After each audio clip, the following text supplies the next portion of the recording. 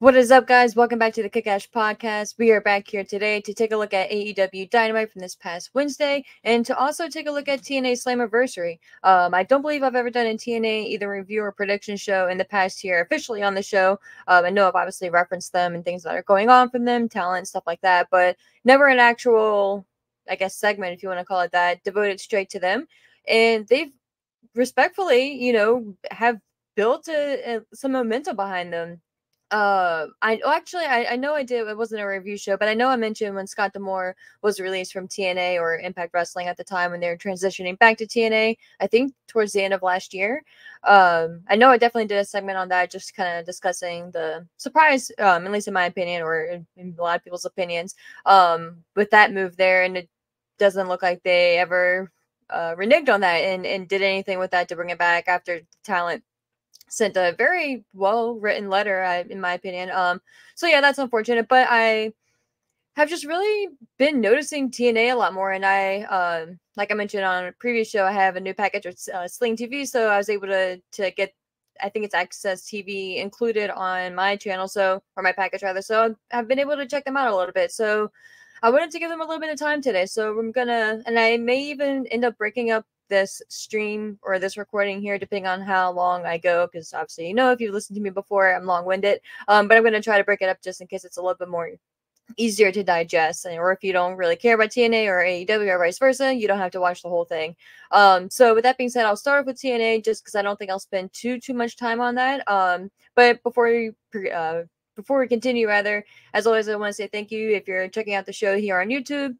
If you've subscribed to the Kick-Ass Podcast, I definitely appreciate that. Feel free to like if you would like, and comment regarding anything, regarding your opinions on the show, your feedback on my takes, anything like that, or any suggestions or anything like that. Down to hear everyone's opinions and thoughts like that. But you can also follow me on Twitter at Kickash Podcast _, and you can follow me personally at ASHMANNS.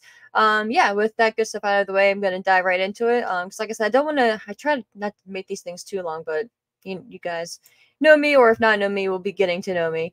But we'll be starting off with the TNA Slammiversary preview card. It is airing live on TNA Plus, I believe is what they call it, the TNA Plus subscription. On Saturday, July 20th.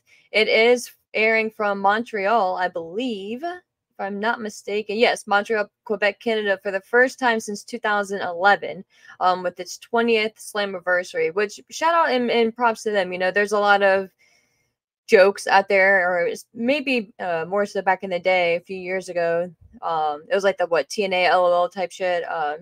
And there was also this thing where people would say, when the world ends, there's going to be two things left, right? TNA wrestling and cockroaches. Is that that saying goes? People people say Twinkies and shit like that because for whatever reasons, Twinkies don't seem to expire. Although I haven't had one in God, I don't even know how long. But long story short, and my point there is TNA has found a way to remain relevant and has found a way to continue going. Yes, they've gone through a lot. I'm not going to sit here and do a whole history lesson on TNA right now. But yeah, I'm not going to even act like I've been deeply integrated into their storylines or anything like that. But like I mentioned, I'm trying to get back involved. I'm trying to get more consistent with them, I guess is a better way to say it. So that's why I kind of wanted to sit here and just talk about what I do know and talk about what I'm looking forward to and just talk about TNA as a whole. And I will be watching it tonight. So yeah, I'm very excited for that. So getting all that mumbo jumbo out of the way, we'll start here with the countdown to Slammiversary. I'm actually very surprised with this individual being on the countdown show. And again, maybe it's just, and I may have a little biasy, or I obviously, like I said, that's kind of what I wanted to put that out there too. So if you're watching this and you're a diehard TNA fan, you're like, obviously he hasn't been relevant or a big deal in X amount of months or years. That's where I'm coming from. Just kind of, I guess you would say, a casual viewer getting back into TNA. So just kind of putting that foundation out there. But with this match, Kushida versus Jonathan Gresham, the individual I was referring to is Jonathan Gresham. He's just so great, in my opinion. I was very surprised that things didn't end up working out with him in ROH and Tony Khan and things of that nature. Still, I don't really, I think he gave some type of explanation, but I don't recall specifically what it was. But I'm actually kind of happy, you know what I mean? Especially with the presentation, I guess you could say, of ROH right now. It's not on the forefront. And again, TNA isn't obviously on AEW's level, broadcast wise and presentation wise, if you want to stick with that. But TNA has a foundation, and TNA has been around, and TNA has a good track record. Say what you want for producing stars, and bear with me, right? So they have a it's almost like a developmental, and no disrespect when I say that, it's what's needed, right? Kind of like a an ROH back in the day, if you want to take it in that route, where it was a solid company and a solid wrestling promotion and something that is absolutely needed. And it was and it's a strong, I don't even want to say indie promotion, because they're I wouldn't call them indie, obviously, since they are owned by oh my gosh, I'm blanking on the company's name. But anyway, I say that because they are great with molding and creating future stars like your AJ Styles, your Samoa Joe, your Christopher Daniels. Yes, Daniels didn't make it to the height as your Joe and Styles, but Daniels he's one of those gatekeeper type. He was one of those utility players that you needed, and he kind of fit in anywhere. And now he's behind the scenes working more so. We see him as an authority figure in AEW now.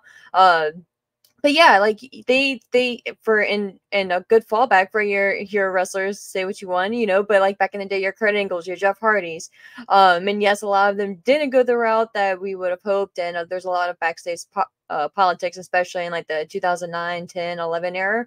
But again, I'm trying not to get into that. We're gonna try to stay focused here, but I say that because I think TNA really has a chance to kind of catch this momentum that they've been on and that they've been building for the past, I would say, year. And just keep it going, man. And they will be coming here in the Florida area, Tampa specifically. Gosh, I should know this. I think it's like August 2nd, the first week in August. And I'm going to the Saturday show, and I'm super stoked for that. Very, very stoked. I actually took off work to make sure I was able to go. So it's like a 2-hour drive for me. So yeah, I'm very stoked, and hopefully we'll be able to get some good videos, get some feedback, and yeah, we'll talk about that then when we get there. But back to the card and Jonathan Gresham versus Kushida. Kushida is also one of those wrestlers who has a tenured history with TNA as well. But with this one, the story is, and again, I don't know everything going on, but the story with this one is Jonathan Gresham has this essentially like a mist. It's like a black ink type thing that he spits, onto his opponents. Not unsimilar to like a Tajiri type thing, is what I'm gathering. But it's making them ill, and it's actually a cool and a different route. Obviously, when you get sprayed in the face with mist, it stings supposedly, right, and it affects you in the moment. But once you get it washed off and really clear it out and washed away, you're good, right? And no lingering, lasting effects. But with this one, it's actually making his opponents fall ill. So it may be corny, but I kind of like it. It's a little twist, and I dig his mask. If you've seen the graphic for the match itself, for the Slammiversary match, it's pretty dope. I love the visual there. So shout out to TNA, and they have a really easy to navigate website. So shout out to them as well. And it's up to date. So take note. But yeah, so with this one, long story short, again, sorry. In my opinion, Jonathan Gresham is going to take this one. I really like the route that they're going, and I think that they need to continue with him. And I think they'll continue, or I think they should maybe try to get him back into, if not the main event, the upper card, mid upper card ish level. But I kind of like what they're doing with him right now, and I understand obviously not everyone can go for the championship or be the big deal. So I like what they're doing with keeping him at least warm, if that's what you want to say, or just keeping him active and involved in something and engaged, I guess you could say. But yeah, so officially I'm going with Jonathan Gresham there, but I think this is going to be a great match. We have a 4-way knockouts match. Tasha Steelz facing off against Fabi Apache, facing off against Giselle Shaw and Zaya Brookside. To be honest, I'm not 100% for certain with Apache, so I'm sorry if I mispronounce your name. But with this one, I don't know, man. I think I'm gonna go with Tasha Steelz. It's probably obvious to a lot of you guys, but I was thinking maybe Shaw could pull out. I don't want to know. I don't know if you want to say an upset here, but I'm gonna go with Tasha. I'm gonna go with Tasha Steelz. because I think they want to continue to kind of build her up a little bit more, and I think that's a solid route to go with, and I don't think it's gonna be anything crazy there. So yeah, that's my official pick there. But moving on to the card we have itself, we have the next matchup that's listed here, and again, another AEW guy that has left and gone to, I don't want to say greener pastures, but other pastures, because it's not my place to say greener or not. Mike Santana facing off against Jake something. This one, they have a little bit of a backstory. JDC cost Santana his spot in the 6-way elimination match. And looks like Jake something, I'm just reading a brief synopsis here. Jake something tried to help him stay calm, but it backfired when Santana disrespected him. Now they'll face off here at Slammiversary. And again, this is from TNA's website directly, so shout out to them for making it very easy to get up to date with. But yeah, with this one, I think this one you got to go with Santana. I think he's in a run right now establishing himself as a singles competitor. I believe he's still the HOG, HOG, House of Glory Wrestling Champion, World Heavyweight Champion, if I'm not mistaken.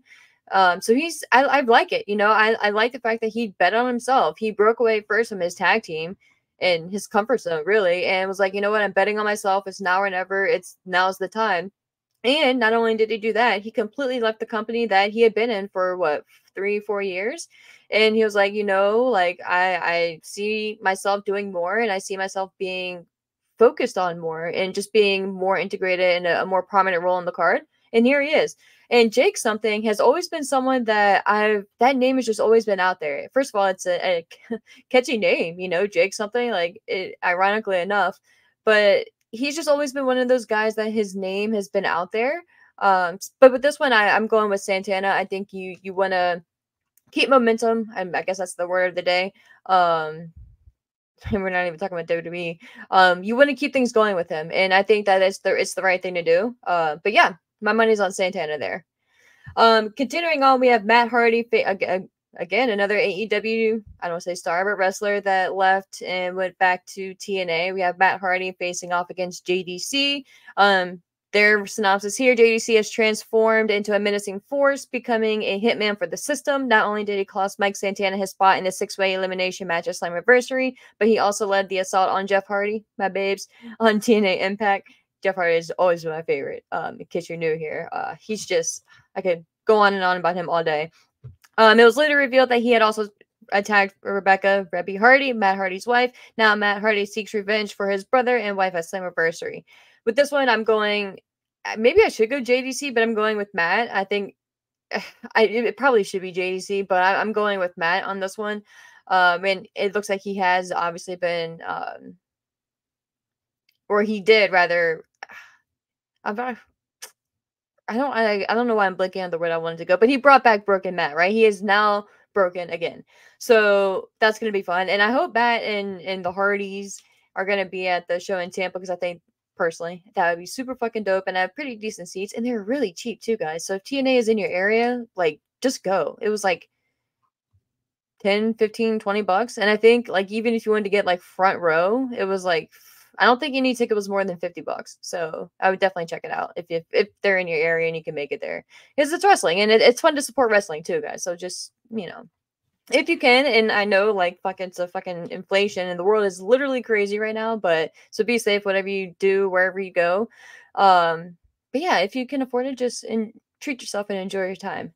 But this one I'm actually really looking forward to. We have the Rascals facing off against No Quarter Catch Crew.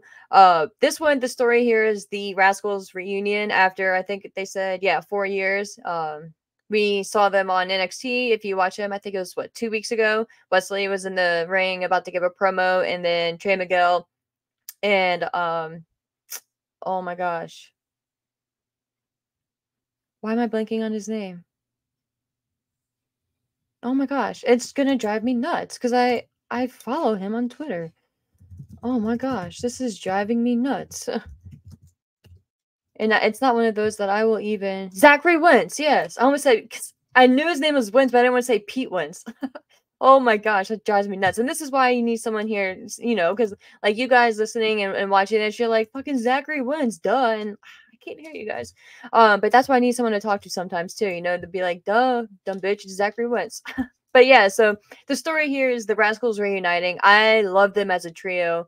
I really enjoyed Vince and Wesley as a tag team in NXT, and it was bummed that they fired Wentz for things that surfaced and I think didn't even end up being true. There's a picture he took. I'm not even going to get into it, right? Because it's just dumb shit people do. I'm not going to get into it because I honestly don't remember 100% of the facts, but I remember there's a dumb picture that was posted and it was just dumb shit. You know what I mean? And it wasn't even, I don't know.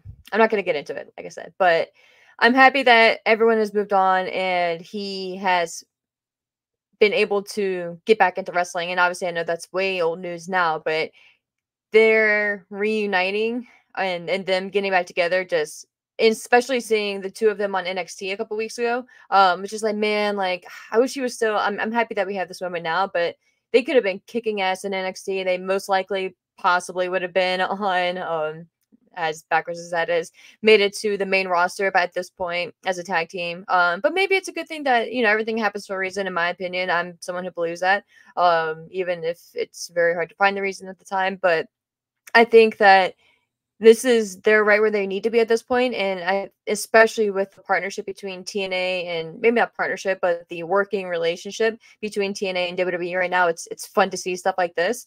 And yeah, the no quarter catch crew, I mean, they can obviously afford to take a loss, right?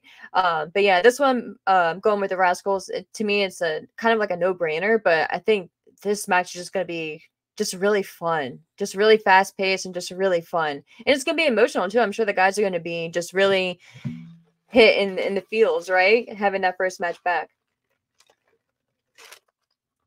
Had to get a quick swig of the coffee. Shout out Starbucks if you want to sponsor the show. If you were looking to dabble in the wrestling world, trust me, I've spent too much money, so any sponsorship would be great from them. But yeah, back to more serious things. Next up on the card, we have the TNA Tag Team Championship match, the TNA World Tag Team Champions, the System facing off against ABC. With this one, it's just kind of funny to me seeing Brian Myers here. I'm Eddie Edwards is dope. I haven't seen a lot of him, but what I've seen of him, he makes you believe, right? You know, like he's a good solid like I don't want to say hard hitting or stiff because that comes off wrong, right? But he connects really well. So I really enjoy his matches, the ones that I have seen, right?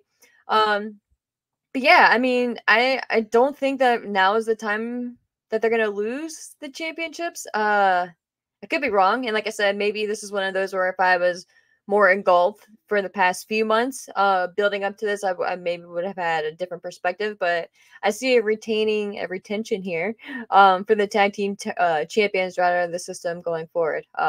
Even though I don't have my money on the System retaining all the gold on Slammiversary, but I do think the tag team champions are going to retain theirs here. Next up, we have, which cracks me up, Digital Media and International Heavyweight Wrestling Championships is what they have listed on their match graphic here. AJ Francis, which is your champion, facing off against PCO. Especially if you watched Ring of Honor, you're well aware of PCO. And it just cracks me up, man, because AJ Francis, good for him, bro. Good for him. Like he's doing his thing. He's betting on himself. Like he didn't take being released from WWE as a all right, well, I'm gonna go back and do what, because he I think he was well, no, I know he was a football player, but I think he was doing something else as well.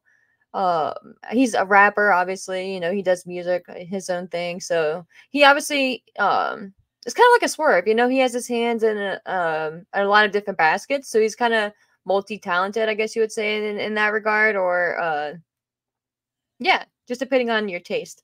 But with this one, I don't see AJ Francis losing here.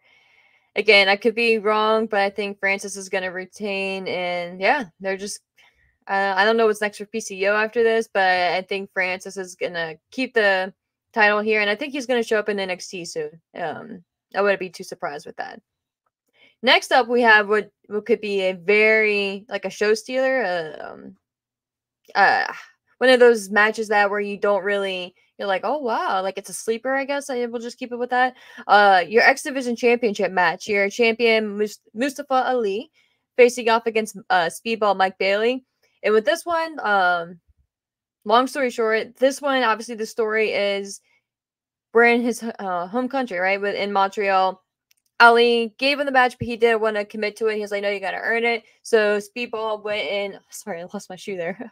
Speedball had a three-way match versus Jonathan Gresham and Kushida, which is obviously why Kushida and Gresham are facing off as well in a one-on-one match. But Speedball, Mike Bailey, that is, won that match. So he earned his right to face officially for the X Division Championship against Ali. And again, they are in his home country of Canada. So I think this one is probably a no-brainer.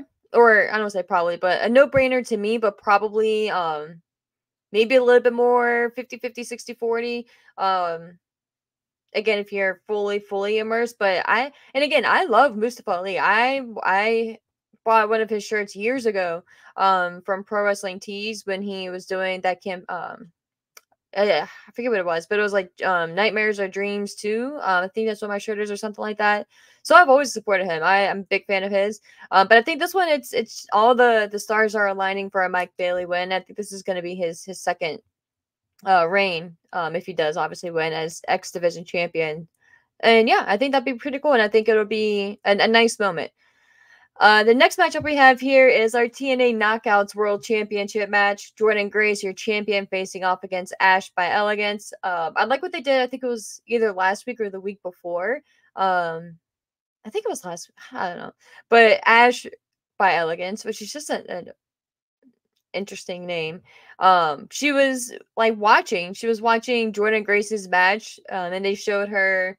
She was poolside. She was on vacation or something. She was kind of like watching it like on her phone, and they had video of her watching it, and it was just like almost like her watching it through her phone type thing. I don't know. It's kind of hard to explain, but it's just a cool little concept. And TNA does little things like that. They're really innovative in a lot of different ways, whether people want to admit it or not.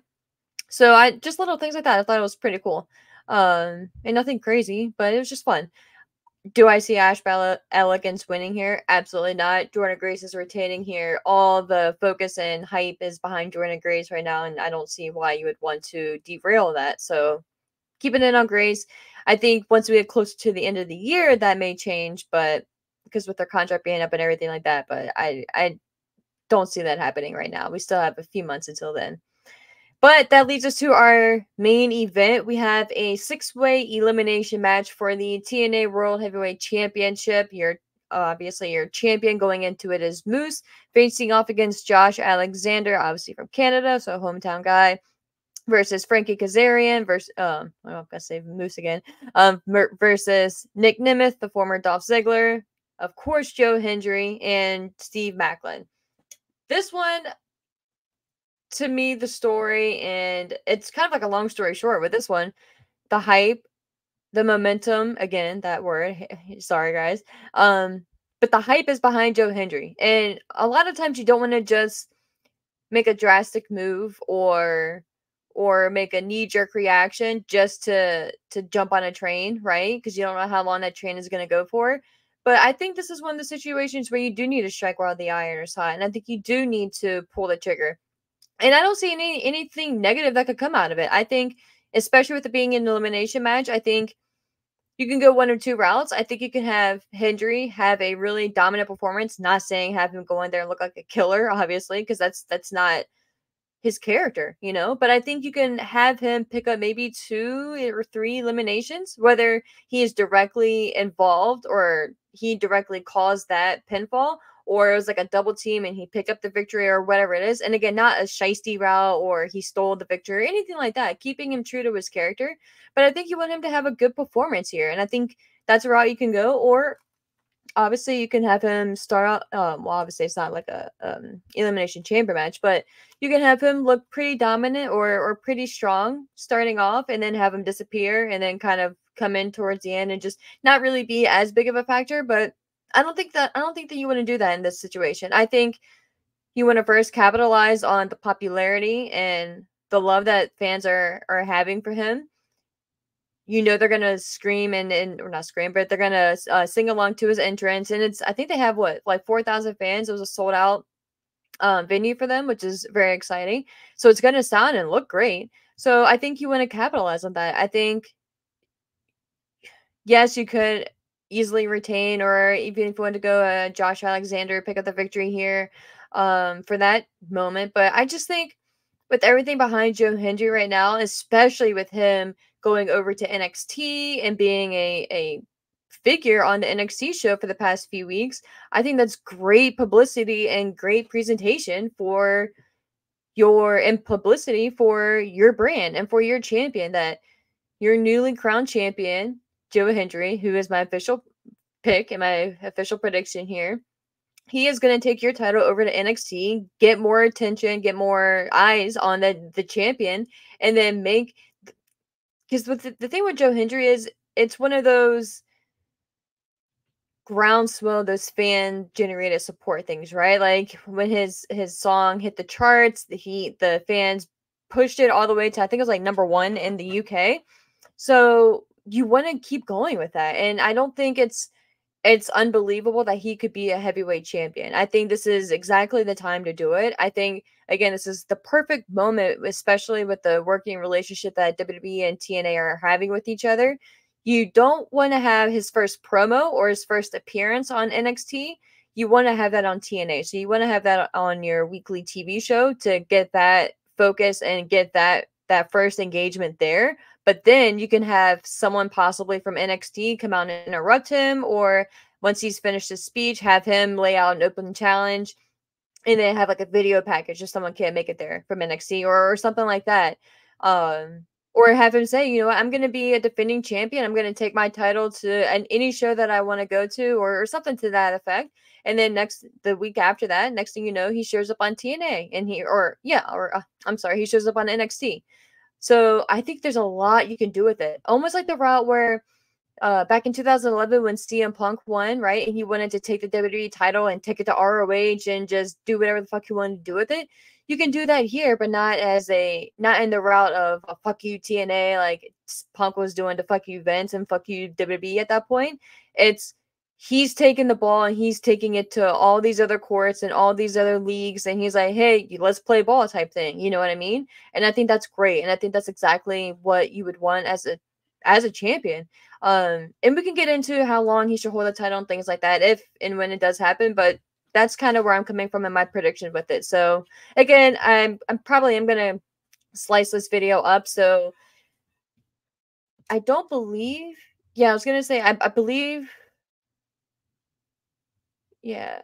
Okay, yeah. So that's all the matches here. I thought I maybe missed one, but I didn't. But yeah, so I'm gonna wrap that portion of the show up here, the TNA portion of it. So thank you guys so much for checking out the show and watching and subscribing. Feel free to comment, follow on follow on Twitter at @KickAshPodcast_, and you can follow me at ASHMANNS. But until next time, guys, I appreciate you for watching and all that good stuff. And hopefully we'll be able to talk soon about the Slammiversary. I'm not sure when I'll be able to get a review show pumped out, but hopefully maybe this weekend or within the next couple days. But until next time, guys, thank you so much, and I hope you enjoy some wrestling and enjoy the Slammiversary show, and stay safe out there.